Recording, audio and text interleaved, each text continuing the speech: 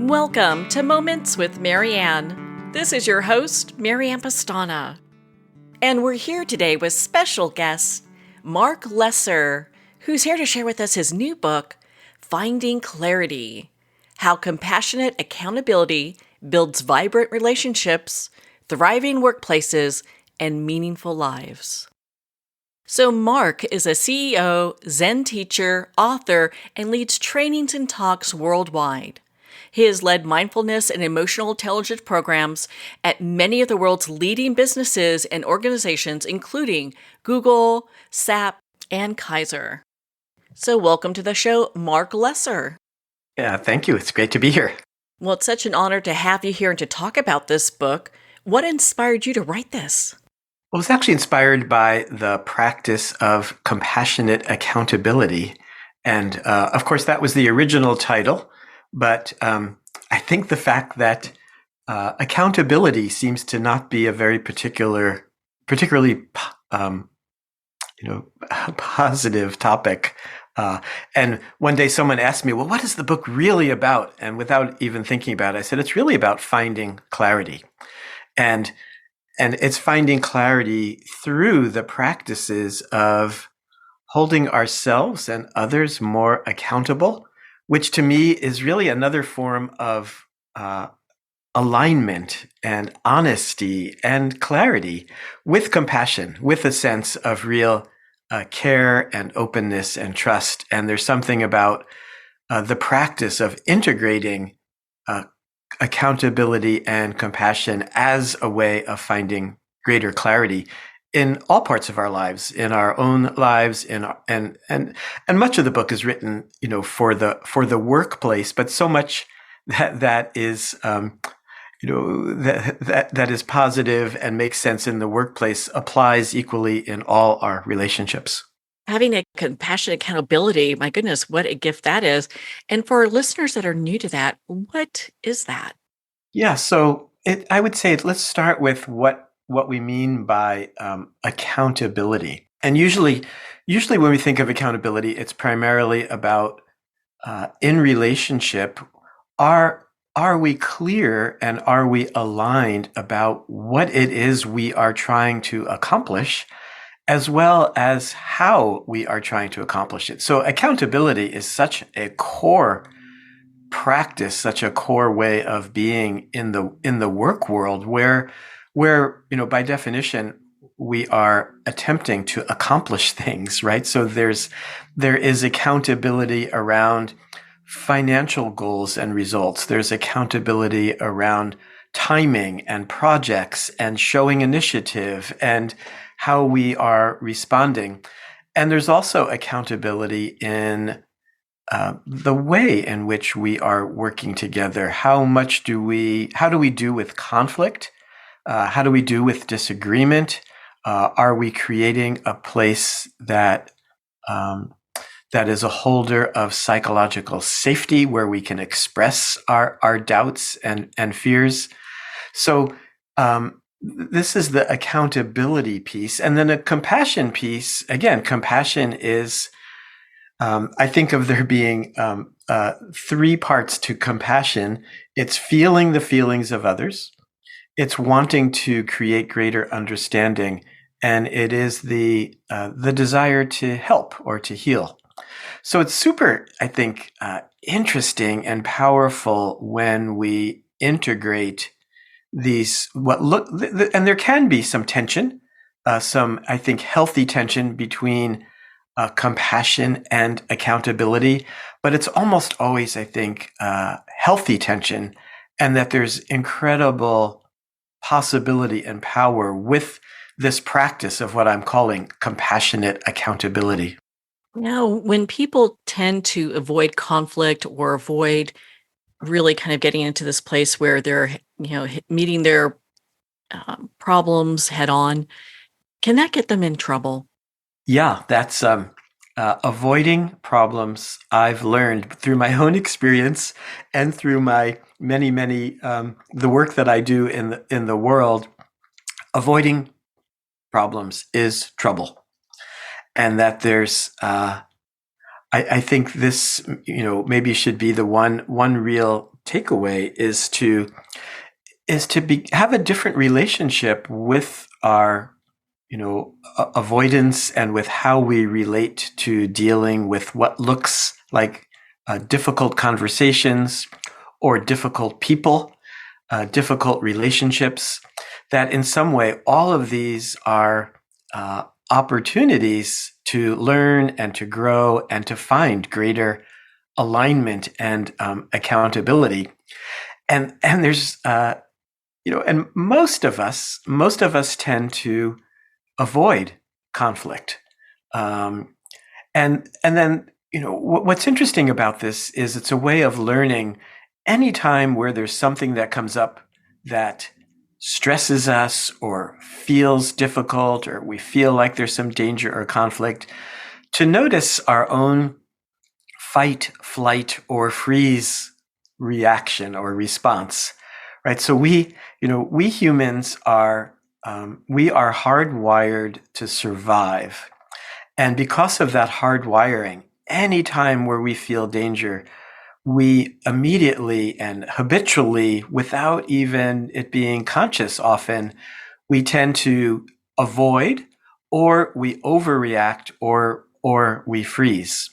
And these reactions are playing out regularly in all of our important relationships. And to me, the practice is to become familiar with our own particular habits, the ways that we tend to respond, and to develop a way of transforming those habits into more possibility and more freedom in how we are responding. And to me, this is the key to all of our healthy relationships, again, especially at work and leadership. But man, the same things are playing out, with our partners, our children, our parents, to be able to work a lot more skillfully when there is conflict and disagreement, or with any difficult emotions. It seems that everyone, not everyone, but a lot of people are very wired to immediately get to this place where they're angry and furious. So, how do they get to a place where they can move beyond that? Because that seems to be a really big thing right now. Well, I feel like you're nicely setting me up for the first chapter of the book is called "Be Curious, Not Furious." And I think we should all have that phrase sewn into our clothing, or a message on our desk. Again, it's in fact, I was just talking to someone who was telling me about a study that was done about what are the core practices or values that have been discovered in people as they get older. What is it that makes people as they get older be more and more happy and well-being and appreciative in their lives? And one of the highest ranking values was curiosity, right? To bring an attitude of curiosity. Again, going back to this topic that you raised about conflict, right? So anytime we feel that we are being threatened, or maybe our status or our autonomy, in some way we feel a sense of threat, someone says something, or even, an example would be you're driving and someone, cuts you off on the road, or they've turned into your lane too quickly. We immediately make that person a bad person, and we feel a sense of anger and rage, and we want to maybe retaliate in some way. So the practice is even starting with to be curious about those emotions, to be curious about how we're feeling. It's a little bit like the example of you're crossing the street and someone, bumps into you, and you immediately, feel anger or betrayed, and then you notice that they're blind. And so this is the context and the stories and the assumptions that we make and tell can be so habitual and get us into so much trouble. And you're right, I did set you up for the first chapter. Thank you. Yes, I realize that. Well, and then there's so many great, you have so much great information in your book, and I just don't want to get too ahead of ourselves. But when we look at this from a business standpoint, I know you talk about different zones that we can be in. Could you explain those to us and why those are important to know?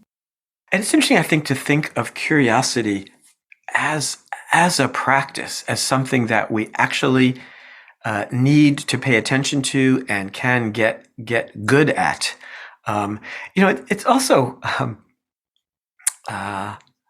part of curiosity, I think, is to bring awareness to our habitual responses, to our habit energy, to whether we are overreacting or underreacting. And again, this is to move more and more into a zone or a place where we have more choice. One way that I think about mindfulness practice is to shift from compulsion to choice.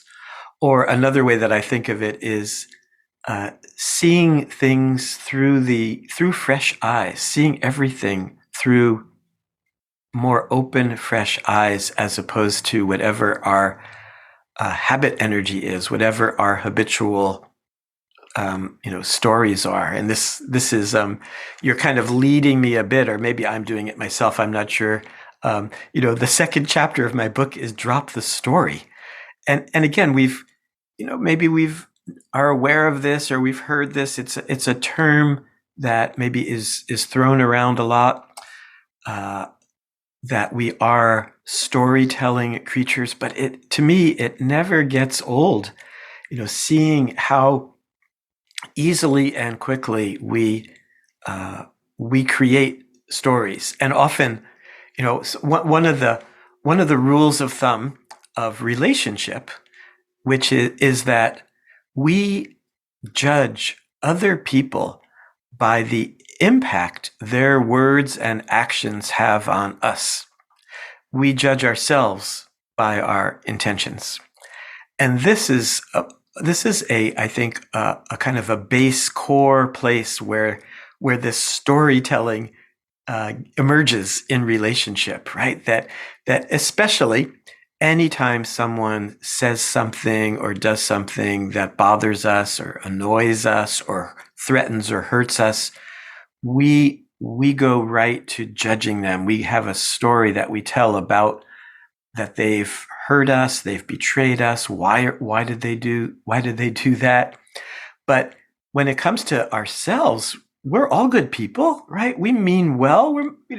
So it's so interesting. Again, this is instead of going right to story, to be curious about your own feelings, as well as to wonder what was their intention, what was their motivation for saying or doing what they did. I've often heard people say that other people aren't that interested in what it is that you're doing. So while we're so encompassed in our own little world of things happening, and really kind of having misperceptions about events that happen around us, most of the time it's not really even directed to us. A lot of the time, this gets into the kind of primal, the egocentricness that most of us have, right? It's all about me. It's all about the world of me, combined with the negativity bias, right? That we tend to, again, because we are hardwired for survival, we are very commonly, readily kind of scanning for threats. We're scanning for anything, externally in the environment. We're very, very sensitive to anything that feels threatening. And internally, we're regularly kind of checking in with, am I okay? Do I look good? How do people feel about me? And this is, as you're kind of pointing out, often way, way overblown and not in sync with any sense of what's really happening with reality. This this constant the world of me. That world of me can get us in trouble, you know? Well, we need, we need to have a healthy world of me, right? It's not that, some people can go too far the other way, and I think sometimes, avoiding conflict can be not having a healthy sense of our own needs, our own observations, our own requests. So this, of course, this is having a healthy sense of what it is we're wanting and needing and seeing. So not avoiding that, but also not overdoing it. And again, I think we overdo it because of the negativity bias. We often worry. Because we're scanning for all of the things that could possibly go wrong. Many of those things in our purview are just very unlikely to happen. So in the workplace, when someone has to have a difficult conversation with their supervisor and they're not used to confronting problems, how do they work through that? Yeah, well, this is, in some way, one way that I often think of the workplace, and maybe our lives in general, but it seems even particularly obvious in the workplace. It's one conversation after another, right? That's what we're doing is we're conversing with people, we're communicating with people. And the workplace has its particular challenges because of the roles and status and power that exist. That we there's hierarchical the hierarchical nature, and there's money involved. There's often the pressures of accomplishment and performance. So I think it starts. I think being able to find well-being and effectiveness starts by bringing really understanding our own habit energy and our own patterns, and tuning in, I think, to the habit energy and patterns of others. So you brought in the particular context of how do you have a difficult conversation with anyone, with whether it's with your boss or a colleague or someone who works for you. Again, the context and the relationships matter a lot, but in some way, I think the primary lessons and ways to do it are a lot of similarity. Again, I think it starts with curiosity and less, being curious and less furious. Being curious about your own story and the other person's story. A really helpful way, to start these again, a lot of it is contextual.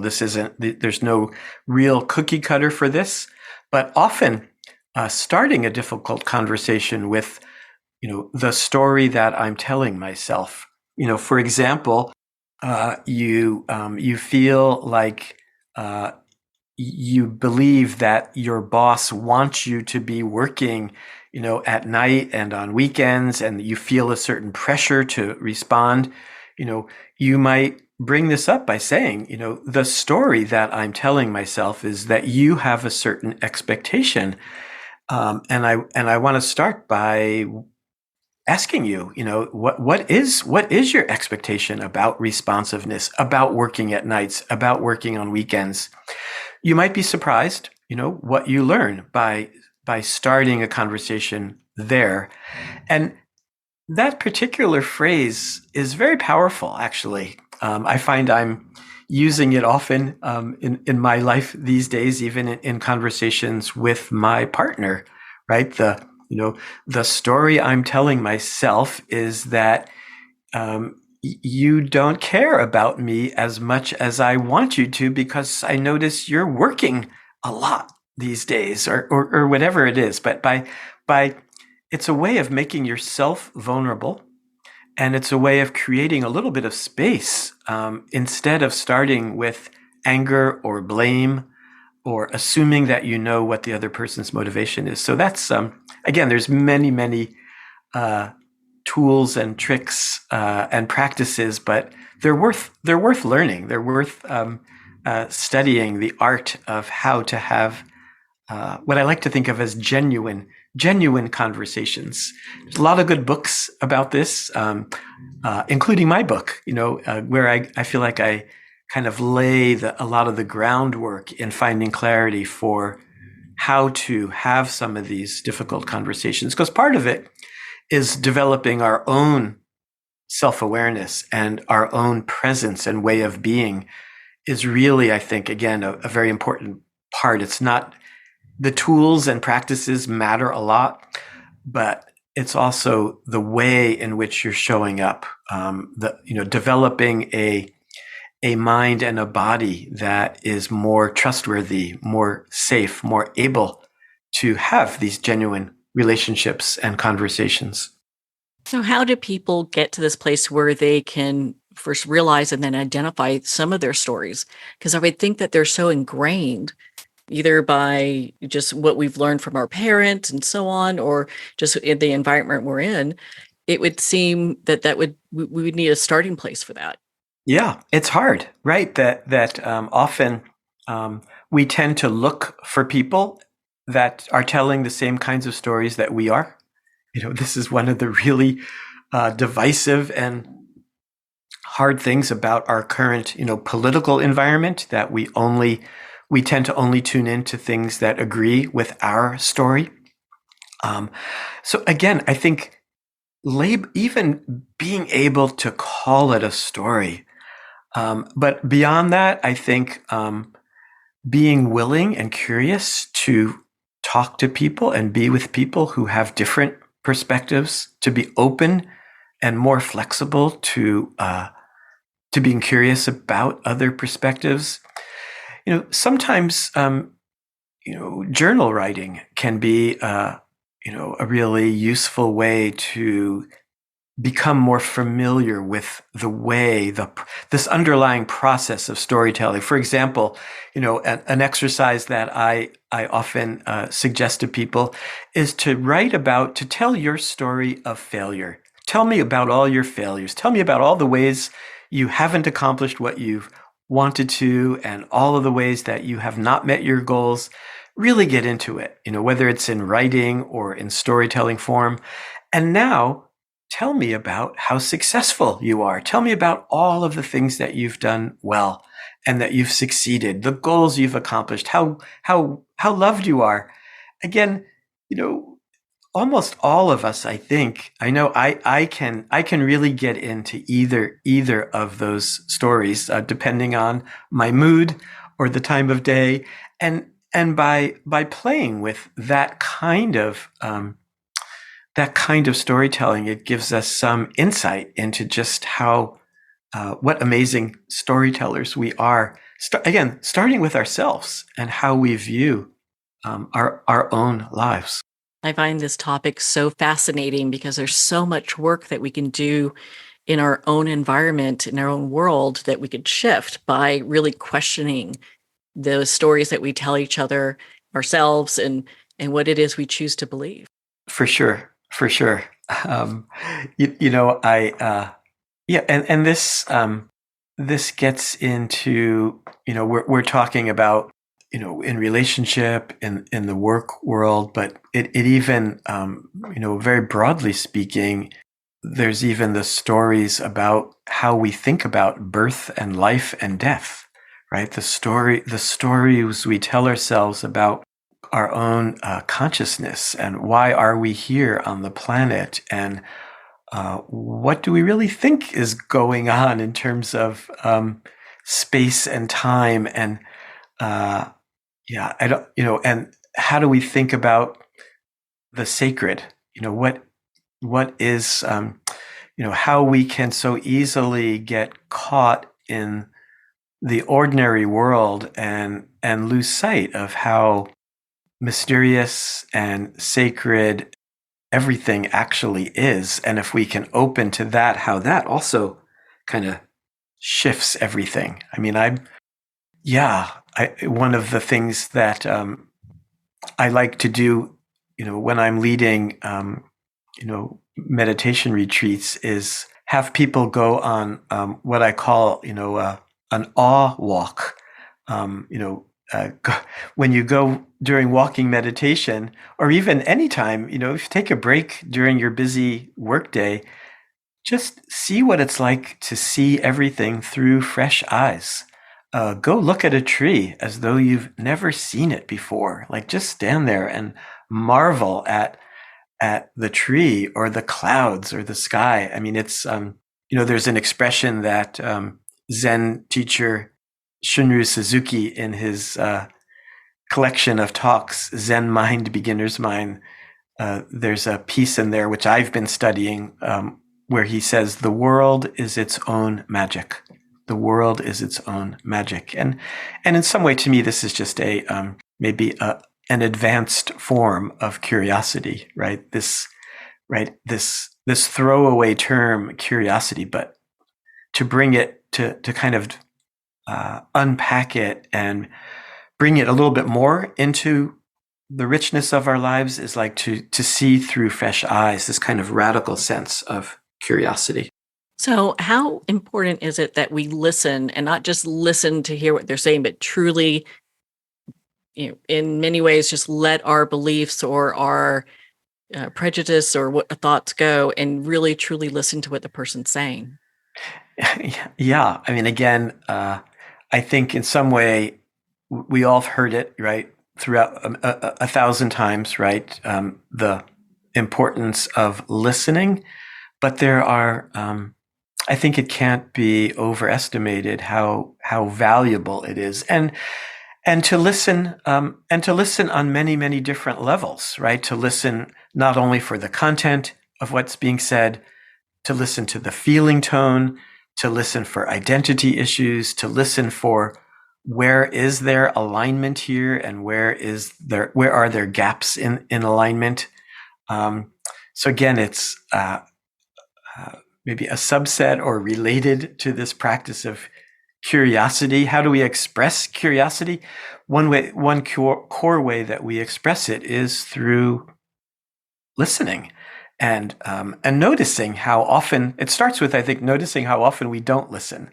When a practice that I love doing with people is, get with a partner and for 3 minutes have one person speak and the other person just listen, without interrupting, without asking questions.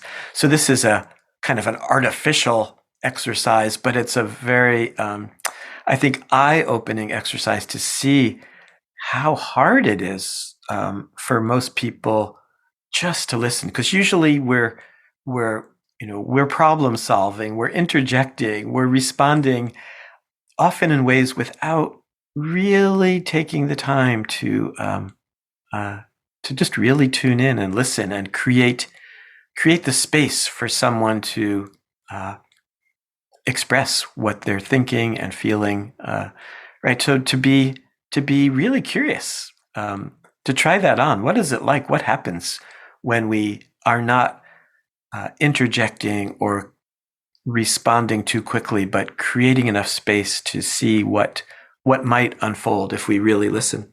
In your book, you share about, and it's funny, I actually look for this when I get emails a lot of the times, how to use we and not I.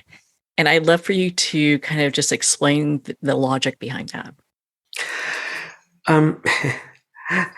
Yeah, I think similar to what we've been saying about that, we tend to emphasize the world of me, the world of I, and it's easy to underestimate just how important essential relationship is, right? So to shift, and this is again, I think this is blatantly true in our work lives, but it's true in our families as well. To see, the family as a unit. What kind of feeling tone, what kind of culture do we want to create in our family? And again, we need to have strong, healthy sense of our individualistic way of being, but our culture tends to way overemphasize the individual um, and not see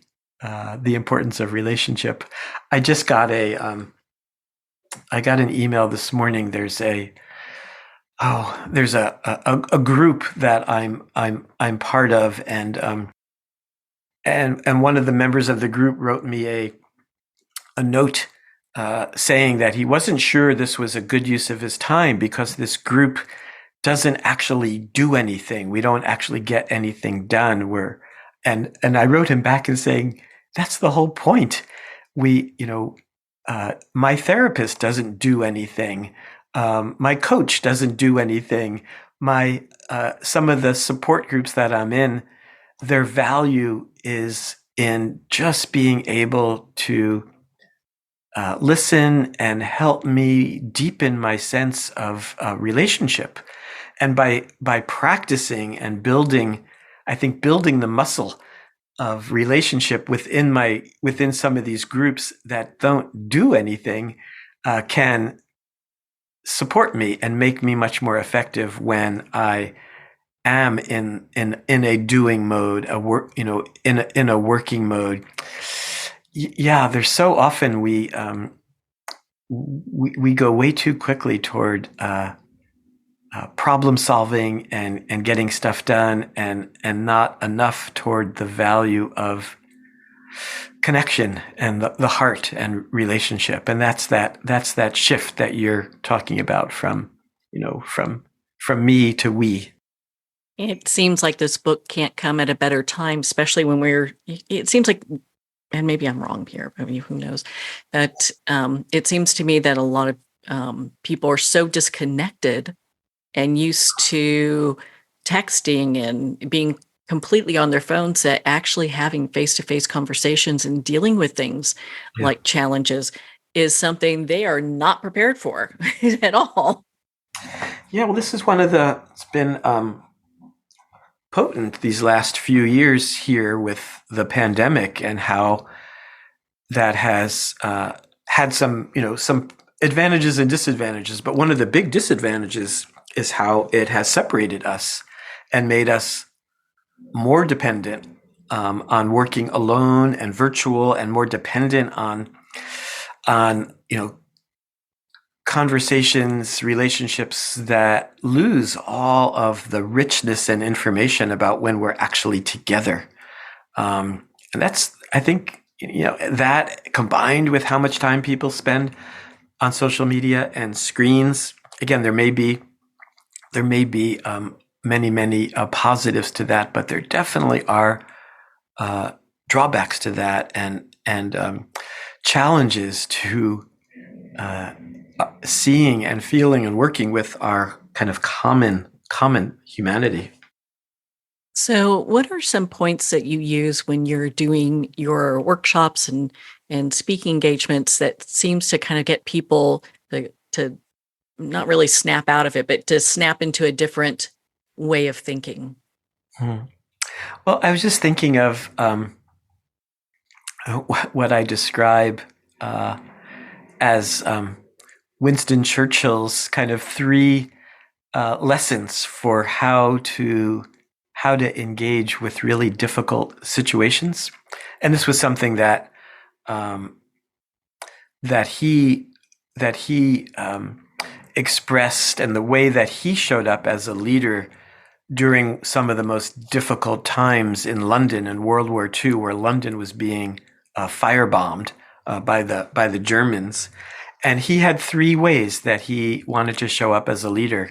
And I find these kind of useful lessons, not only at work, but in lots of parts of our lives. The first is no sugarcoating, right? To start with, being willing to see things clearly, being willing to see things as they are.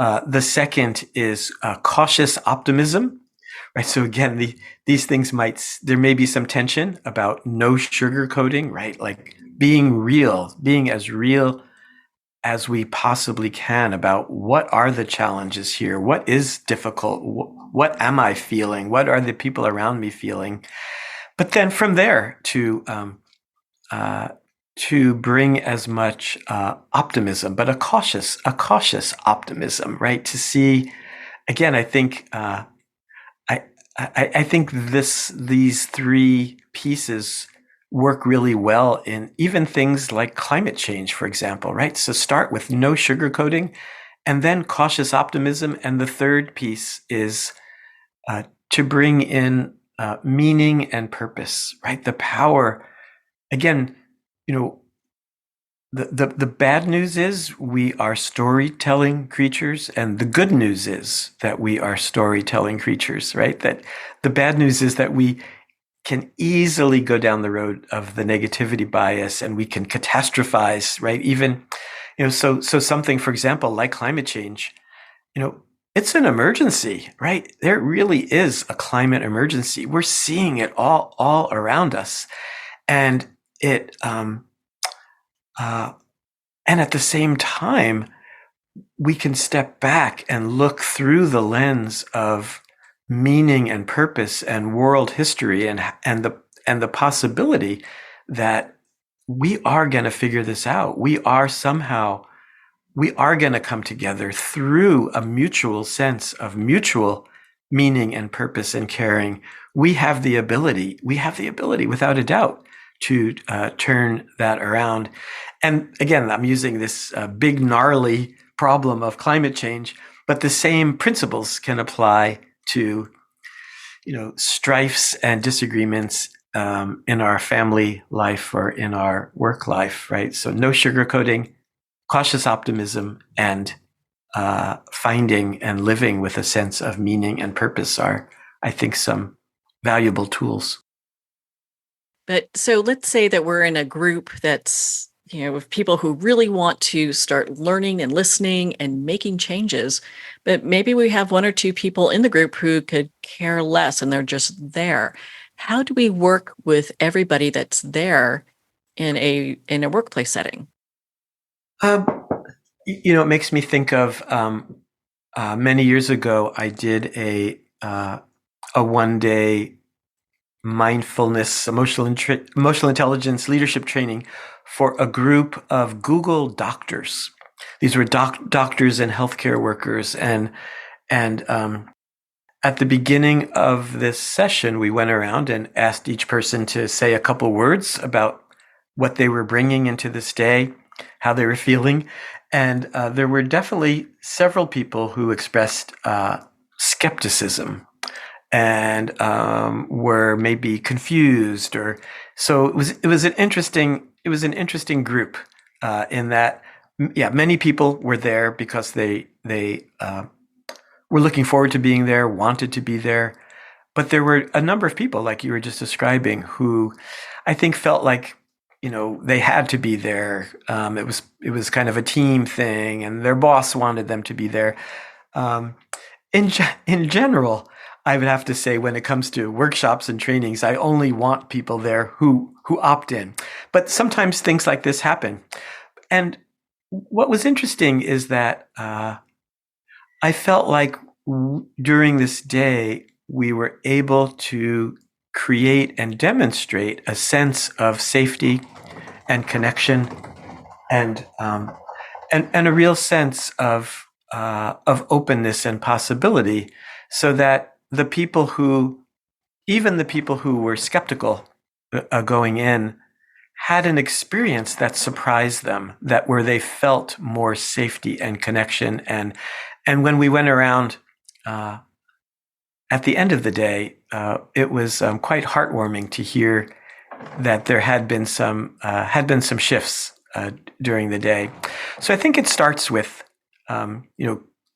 our own presence, not forcing things, teaching and demonstrating and shifting through people seeing, I think, that we are bringing us, that we're modeling flexibility, we're modeling curiosity, we're modeling listening.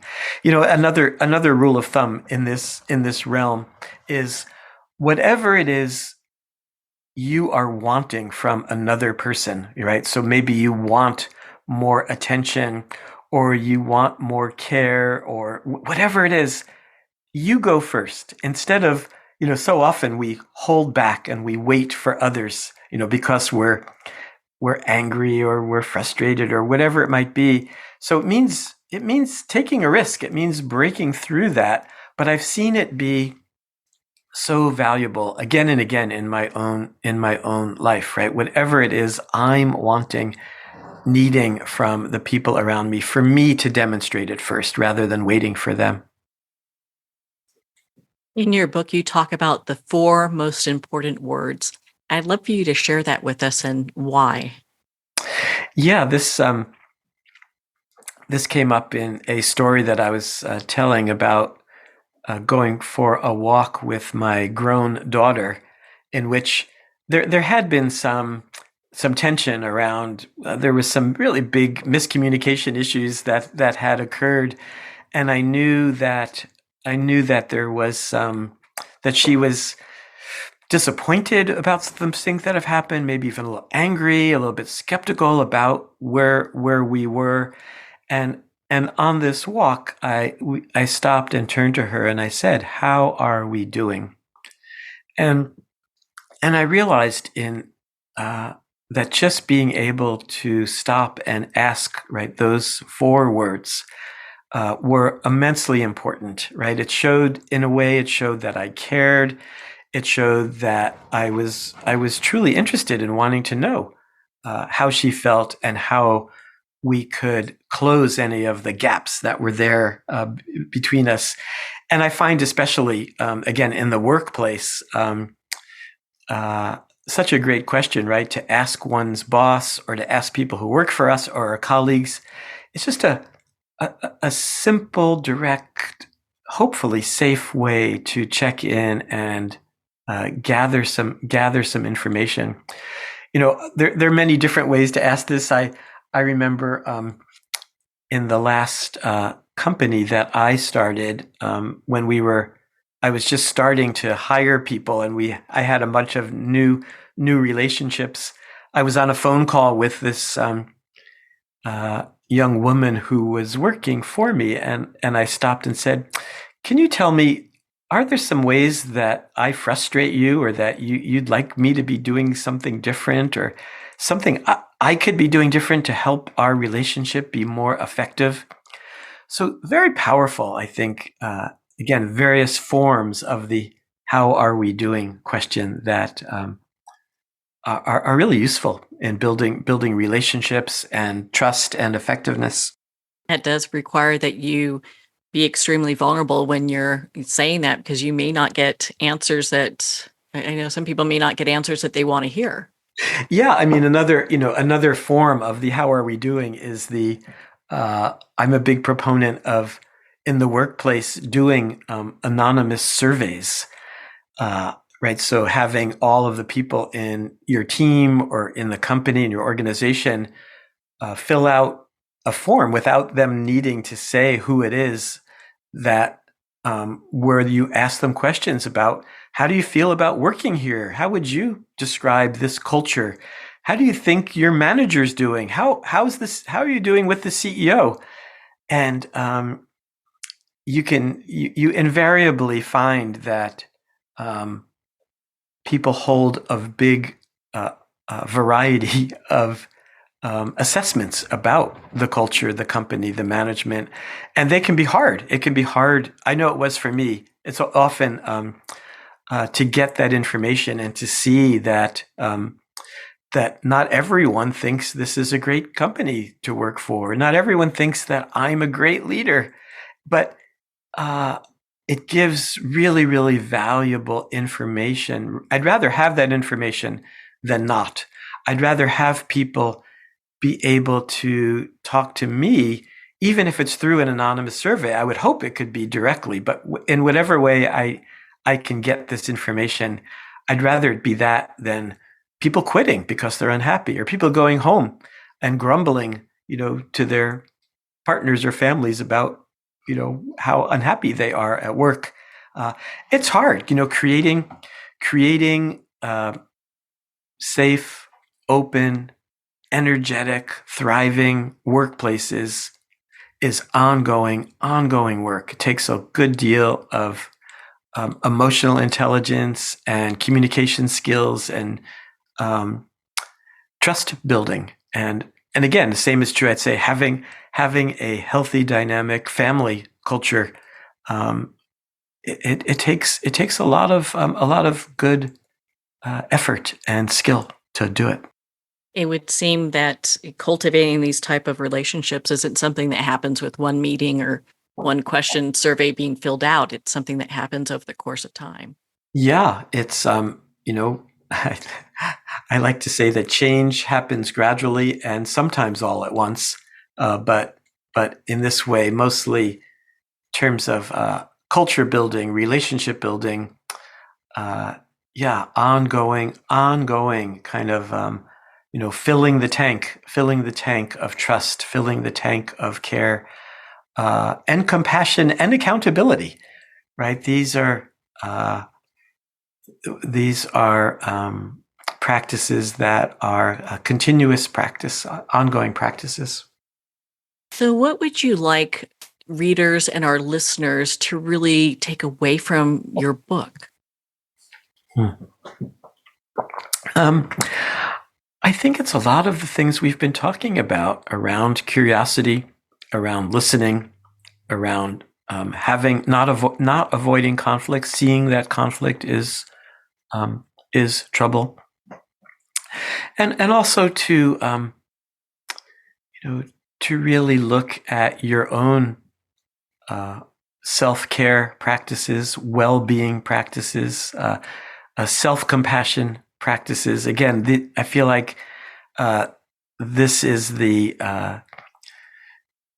starting point, and again, a kind of a radical sense of curiosity about your pains and your possibilities. To look with a radical curiosity through what's not working, what's hard, what's challenging, and what's possible. What is your greatest aspiration for what your life and your work, your relationships? What would you really most aspire your life to look like? So it's important for us to have a vision. Yeah. This is all of these things in some way, right? That vision is again. I see vision as a practice, something that could be cultivated, but a vision that is big and broad and also aspirational and flexible. I've noticed. I'm having a group over to my house tonight, where I'm making dinner, and I notice I hold this vision for what my meal might look like, and it's interesting how it comes up for me a little bit at times during the day, and sometimes it'll shift dramatically, but sometimes it'll just grow and develop about like what it is I'm planning to create, and there's something about, and the same is true. That same process, I notice, for me happens in whether it's books that I'm wanting to write, or companies that I'm wanting to start, or relationships that I'm wanting to cultivate. This is, I think, the positive, magical part of our storytelling, of our ability to imagine and then work toward creating with curiosity and flexibility those visions that we have. Where can our listeners connect with you and be part of your community and learn more about your work and your podcast and your other books? Yeah, well, my podcast is Zen Bones, available anywhere, and my website is Marc Lesser, MarcLesser.net, and you can lots of writing and guided meditations, and I try to make my my website of value for people. Well, Marc, thank you so much for taking the time to be on the show with us here today. Thank you, Marianne. I really appreciate it. Well, thank you, Mark. It has been such an honor to spend this time with you and to talk about your new book, Finding Clarity: How Compassionate Accountability Builds Vibrant Relationships, Thriving Workplaces, and Meaningful Lives. Finding Clarity is available at Amazon, Barnes & Noble, and all indie retailers. And if you don't see it on the shelf, just ask for them to order it. We love supporting our indie bookstores. You can also purchase this book from the publisher New World Library at newworldlibrary.com. Well, on that note, we're going to pause here for a quick break, and we'll be right back after these messages.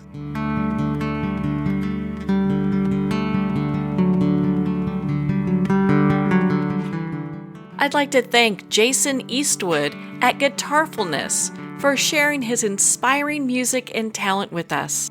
His music is known worldwide for cultivating atmospheres of harmony, inner peace, and clarity. Visit Jason's website at guitarfulness.com. Join his newsletter, be part of his community, and download his music.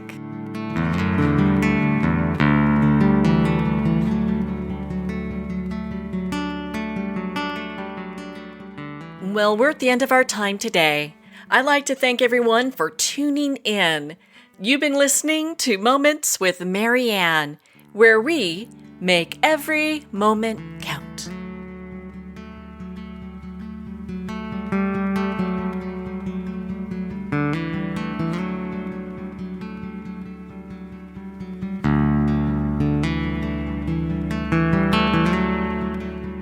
In a single moment, your life can change. Moments with Marianne is a transformative hour that covers an endless array of topics with the best of the best. Her guests are leaders in their fields, ranging from inspirational authors, top industry leaders, and business and spiritual entrepreneurs. Each guest is gifted and a true visionary, a recognized leader in her own work, and while teaching others to develop, refocus, and grow, Marianne will bring the best guest and sometimes a special surprise. Don't miss this. You never know just which moment will change your life forever.